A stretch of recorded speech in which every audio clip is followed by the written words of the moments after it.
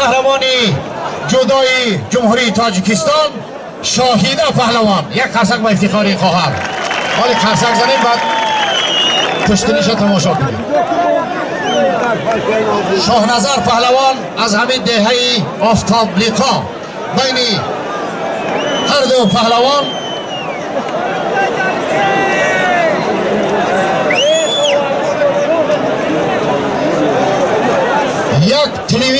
تلویزوری کلان، یک تلویزوری کلان که نرخش از 5000 سامانی بالا هست.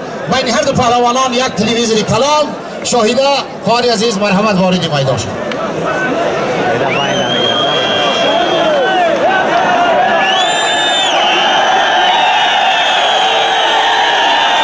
چی شد برادر عزیز؟ مخلصی داریم. مخلصی آفرین به این مخلصی تا. برادر عزیز در نزد من خواهر دیگر پهلوان خواهر از خوردیش در میدانهای جمهوری گوشتین میگرفتن.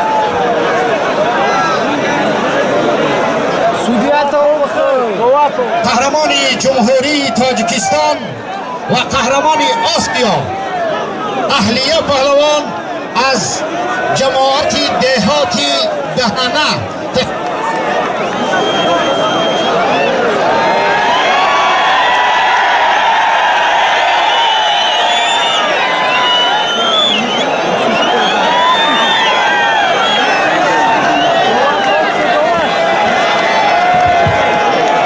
برادر عزیز.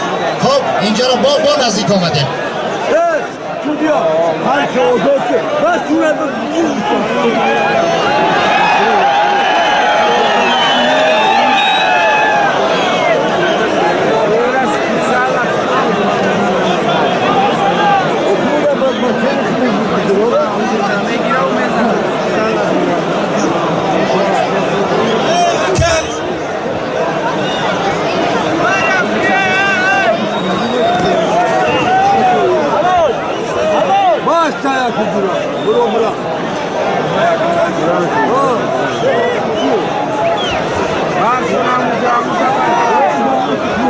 دو سه چهار یک فرصت من خواهش میکنم از همه پهلوانا حالا برای جالبیت و تنتنه میدان امروزه محبت صمیمانه شما لازم است. خواهش میکنم یک لحظه برای برطرف کردن این منطقه کارمندان محترم حفظ حقوق موظف باشید. زود این نیمه را از کلانکه دورتر برید. فقط پهلوانه را دستور دید که موفقاً چهره‌هایی که شناخته است همه خواهش میکنم از همه شما و همین سم بیشتر محبت و اعتماد همه ما شما به خاطر زیبا و گلگل شکوفی میدان امروز است.